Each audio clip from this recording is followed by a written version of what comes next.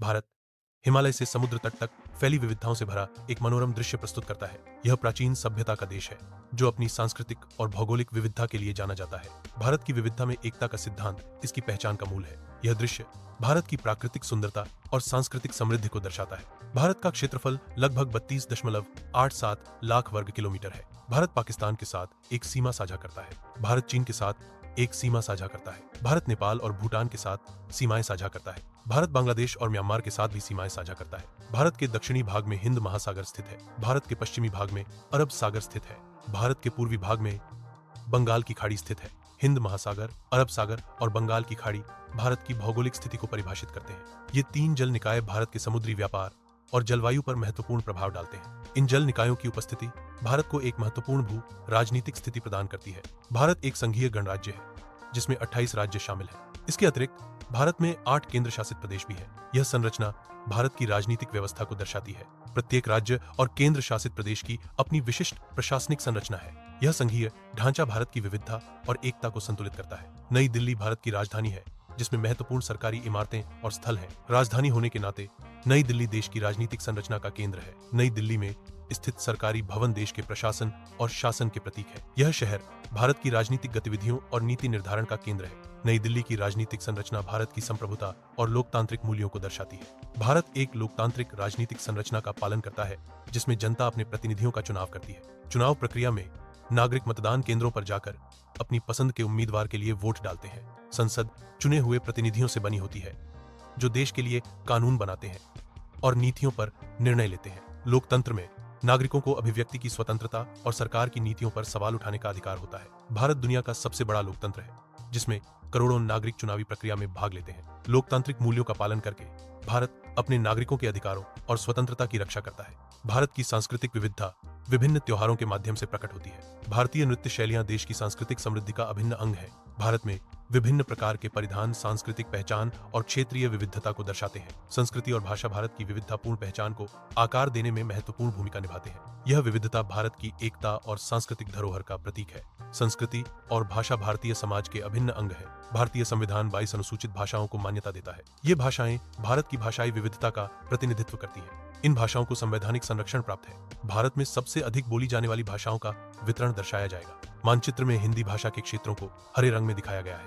अंग्रेजी भाषा के क्षेत्रों को नीले रंग में दिखाया गया है। बंगाली, तमिल, तेलुगु और मराठी भाषाओं के क्षेत्रों को अलग अलग रंगों में दिखाया गया है। प्रत्येक भाषा के लिए बोलने वालों की संख्या और प्रतिशत दर्शाया जाएगा। यह मानचित्र भारत की भाषाई विविधता को दर्शाता है। भारत में हिंदू, मुस्लिम, सिख, ईसाई, बौद्ध, जैन, पारसी आदि जैसे विभिन्न धर्म प्रचलित हैं। प्रत्येक धर्म के अपने विशिष्ट धार्मिक स्थल होते हैं जो उनकी आस्था और संस्कृति का केंद्र होते हैं। इन धर्मों की प्रथाएं और रीति रिवाज भारतीय संस्कृति की विविधता को दर्शाते हैं। भारत में धर्म, संस्कृति और भाषा का एक अभिन्न अंग है जो सामाजिक जीवन को आकार देता है। सिंधु घाटी सभ्यता भारत की प्राचीन सभ्यताओं में से एक है। पुरातात्विक स्थल इस सभ्यता के उन्नत शहरी नियोजन और वास्तुकला को दर्शाते हैं। सिंधु घाटी सभ्यता की कलाकृतियां उनकी संस्कृति और जीवन शैली की जानकारी देती हैं। सिंधु घाटी सभ्यता के अवशेष हमें प्राचीन भारत के इतिहास को समझने में मदद करते हैं। रामायण और महाभारत भारत के दो महान महाकाव्य प्राचीन कहानियों और नैतिक मूल्यों का प्रतीक है।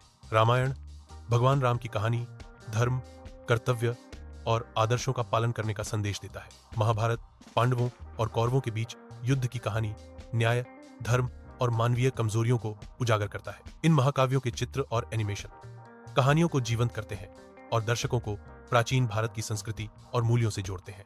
रामायण और महाभारत पीढ़ी दर पीढ़ी भारतीय संस्कृति और दर्शन को आकार देने में महत्वपूर्ण भूमिका निभाते हैं। चंद्रगुप्त मौर्य का शासनकाल भारतीय इतिहास में एक महत्वपूर्ण युग था। अशोक महान ने बौद्ध धर्म का प्रचार करके भारतीय संस्कृति को एक नई दिशा दी। अकबर की धार्मिक सहिष्णुता और प्रशासनिक सुधारों ने मुगल साम्राज्य को मजबूत किया। इन सम्राटों के शासनकाल की ऐतिहासिक चित्र और वृत्तचित्र उपलब्ध हैं। ये चित्र और वृत्तचित्र हमें उस समय की संस्कृति और जीवन शैली के बारे में जानकारी प्रदान करते हैं।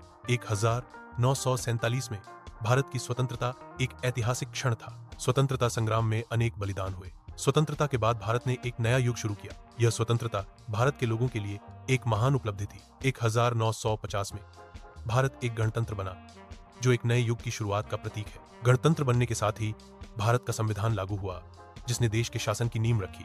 संविधान ने नागरिकों को अधिकार और कर्तव्य प्रदान किए जिससे एक न्यायपूर्ण और समतापूर्ण समाज की स्थापना हुई। गणतंत्र दिवस भारत के इतिहास में एक महत्वपूर्ण दिन है जो स्वतंत्रता और संप्रभुता का प्रतीक है। यह दिन हमें संविधान के मूल्यों को बनाए रखने और एक बेहतर भारत के निर्माण के लिए प्रेरित करता है। भारतीय अर्थव्यवस्था में कृषि एक महत्वपूर्ण क्षेत्र है, जो देश की आबादी के एक बड़े हिस्से को रोजगार प्रदान करता है। उद्योग क्षेत्र, जिसमें विनिर्माण और बुनियादी ढांचा शामिल है, भारत की आर्थिक वृद्धि में महत्वपूर्ण योगदान देता है। सूचना प्रौद्योगिकी क्षेत्र भारत की अर्थव्यवस्था का एक प्रमुख चालक है, जो वैश्विक स्तर पर अपनी सेवाओं के लिए जाना जाता है। विज्ञान और सेवा क्षेत्र भी भारतीय अर्थव्यवस्था के महत्वपूर्ण स्तंभ है, जो नवाचार और विकास को बढ़ावा देते हैं। आर्थिक स्थिति को दर्शाते हुए बेंगलुरु, हैदराबाद, पुणे और गुरुग्राम जैसे आईटी और स्टार्टअप हब के आधुनिक दृश्य दिखाए जाएंगे। बेंगलुरु भारत का सिलिकॉन वैली एक प्रमुख तकनीकी और नवाचार केंद्र के रूप में उभरा है।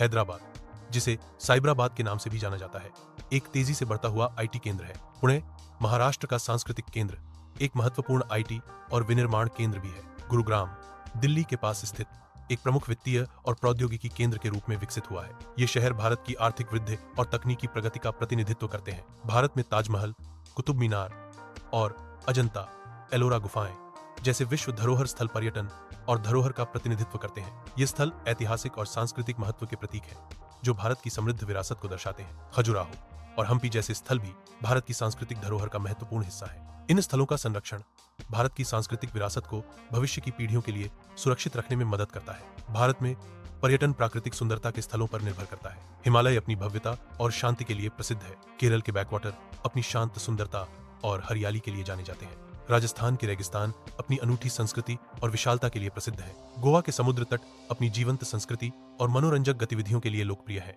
योग भारत की जन्मभूमि है, जो प्राचीन योग और आयुर्वेद प्रथाओं का प्रतिनिधित्व करता है। योग शारीरिक, मानसिक और आध्यात्मिक स्वास्थ्य को बढ़ावा देता है, जो भारत की सांस्कृतिक विरासत का एक अभिन्न अंग है। आयुर्वेद एक प्राचीन चिकित्सा प्रणाली शरीर के संतुलन और स्वास्थ्य को बनाए रखने पर केंद्रित है।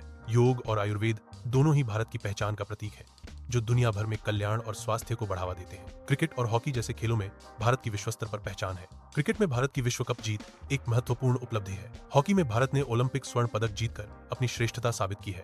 इन खेलों में भारत की सफलता युवा पीढ़ी को प्रेरित करती है। खेलों में भारत की भागीदारी विश्व शांति और सद्भाव को बढ़ावा देती है। बॉलीवुड भारतीय संगीत और संस्कृति का एक महत्वपूर्ण हिस्सा है। यह भारतीय सिनेमा का एक प्रमुख केंद्र है, जो दुनिया भर में लोकप्रिय है। बॉलीवुड संगीत भारतीय फिल्मों का एक अभिन्न अंग है, जो कहानियों को जीवंत करता है। भारतीय संगीत में शास्त्रीय, लोक और आधुनिक संगीत का मिश्रण होता है। बॉलीवुड के गाने अक्सर प्रेम, देशभक्ति और सामाजिक संदेशों को व्यक्त करते हैं। भारतीय संगीत की लोकप्रियता सीमाओं से परे है, जो दुनिया भर के लोगों को जोड़ती है। भारत की विविधता में एकता की अवधारणा विभिन्न सांस्कृतिक कार्यक्रमों और समारोहों के माध्यम से प्रदर्शित होती है। यह अवधारणा देश की विभिन्न परंपराओं, धर्मों और भाषाओं के बीच सद्भाव और एकता को दर्शाती है। सांस्कृतिक कार्यक्रम विभिन्न कला रूपों का प्रदर्शन करते हैं, जो देश की समृद्ध विरासत को दर्शाते हैं। समारोह विभिन्न धर्मों और समुदायों के लोगों को एक साथ लाते हैं, जो सामाजिक एकता को बढ़ावा देते हैं। यह विविधता न केवल भारत की ताकत है, बल्कि यह दुनिया के लिए एक उदाहरण भी है। यह एकता और सद्भाव भारत को एक मजबूत और समृद्ध राष्ट्र बनाती है। भारत का भविष्य आधुनिक विकास और नवाचार से उज्जवल है।